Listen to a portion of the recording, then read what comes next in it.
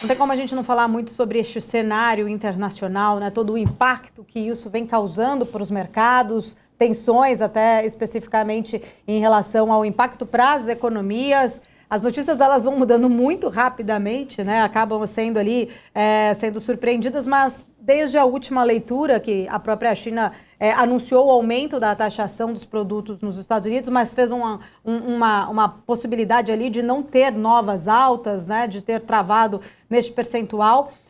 Entender um pouco da sua leitura, né, em relação aos impactos disso para o crescimento global em 2025. O mercado fica ainda tentando entender, né, se isso vai de fato trazer uma recessão, uma estagflação, ainda por conta da inflação lá nos Estados Unidos. Queria entender um pouco também da sua leitura sobre este cenário.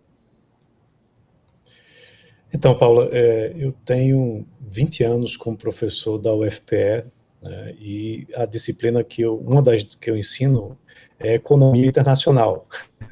Então, eu tenho vivido aqui dias bastante interessantes, né, acompanhando toda essa dinâmica que muda, às vezes, ao longo do dia, né? E ontem, por exemplo, eu passei 3 horas conversando com os sócios de uma das maiores empresas do setor sucroalcooleiro aqui do Nordeste, que estão tentando entender melhor os cenários, né? Principalmente o cenário internacional, como isso traz consequências aqui para o Brasil, como isso pode impactar também o setor deles, que é um setor muito voltado, né, para o mercado externo. E, assim, o fato é que os cenários estão mudando constantemente, né? A gente vive aí muita volatilidade, muita incerteza causada por conta dessa mudança da geopolítica aí montada pelo próprio Trump, né? O Trump vem trazendo essa dinâmica de mais tarifas contra os países que tarifam mais contra ele, né? A questão da reciprocidade, que a gente já ouviu falar bastante, e o alvo mudou, inclusive, né, dos últimos 2, 3 dias para cá, onde a China é o maior alvo, né, dessa política tarifária de Trump. O Brasil terminou, num primeiro momento, muito bem posicionado nisso. O Brasil tarifa muito mais os Estados Unidos do que os Estados Unidos tarifam o Brasil, mas os 10% saiu até barato, né? Eu comentei isso bastante nas minhas redes sociais, mas agora a gente vê que os demais países foram também nivelados nesse mesmo patamar de 10%, enquanto que a China escalou ainda mais para os 124%, a China anunciou hoje 125% contra os Estados Unidos, e aí onde tem a grande preocupação. Você tem aí as duas maiores economias mundiais, elas juntas representam em torno de 50% do PIB mundial, e o comércio internacional entre esses dois países, ele, além de trazer crescimento econômico para os dois países, porque são as empresas produzindo e exportando mais de ambos os locais, isso também traz impactos indiretos para as demais nações do mundo, que fornecem insumos para Estados Unidos ou para a China, ou compram produtos que foram transformados por Estados Unidos ou por China, mas que os insumos vieram dos outros países. Então, a cadeia produtiva mundial termina sendo drasticamente impactada por essa mudança com a escalada tarifária entre os dois países.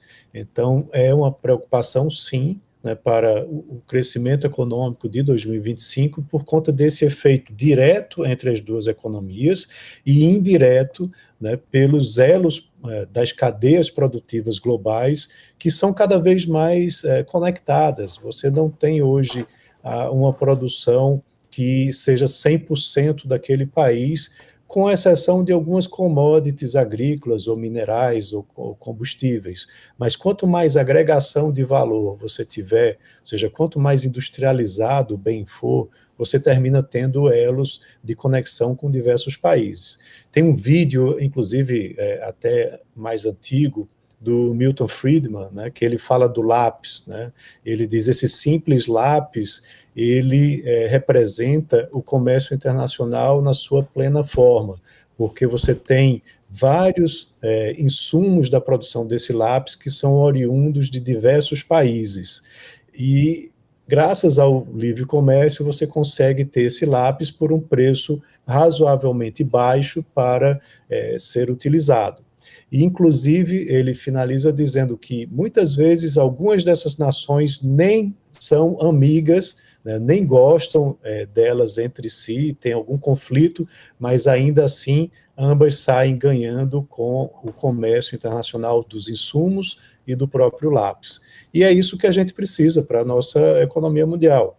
A gente precisa de comércio livre, de redução de tarifas e, claro, que isso seja também recíproco. Não é somente os Estados Unidos abrir suas portas para o mundo também precisa abrir suas portas. E, de fato, há hoje uma descompensação né, entre as barreiras que o mundo aplica contra os Estados Unidos e que os Estados Unidos não têm essa mesma reciprocidade com o resto do mundo. Então, a gente vê, por um lado, né, um ponto de vista do Trump e dizer, olha, a gente precisa sentar na mesa e negociar.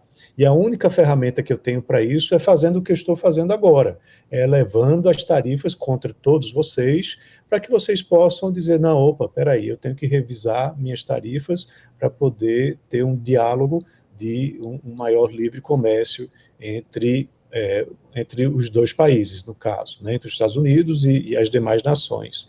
Então, isso é um ponto de vista, mas a preocupação que existe é que, se você olha no passado, e eu ensino isso em sala de aula, inclusive, na década de 1930, você teve a aplicação das tarifas Smoot-Hawley, e foi um período, né, pós o crash de 29, onde os Estados Unidos tinham um poder econômico muito forte, né, se produzia bastante lá, mais do que 50%, né, do que se produzia no mundo, era uma nação em franco desenvolvimento, e eles aplicaram essas regras tarifárias contra o resto do mundo, e o mundo parou por conta disso, porque os demais países aplicaram a reciprocidade contra os Estados Unidos, e a economia mundial teve um forte declínio.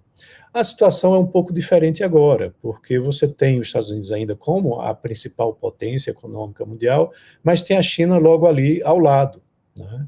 E hoje o comércio é muito mais facilitado. Você tem tarifas aéreas, tarifas marítimas muito mais baixas, você tem a internet para facilitar negócios.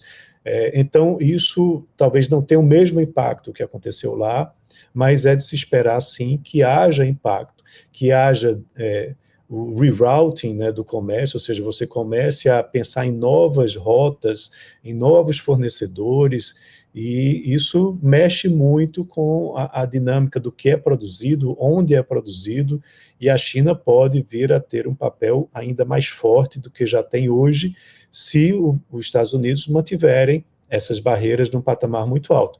Houve já um certo retrocesso agora, né? Ele reduziu e manteve todo mundo nos 10%, mas isso pode voltar a ser utilizado lá na frente, caso ele não consiga avançar nas negociações comerciais. Então, assim, tem toda essa dinâmica, e a expectativa sempre é, quanto mais barreiras, quanto mais protecionismo, menos a economia mundial cresce, menos as nações crescem, todos saem perdendo com o resultado disso.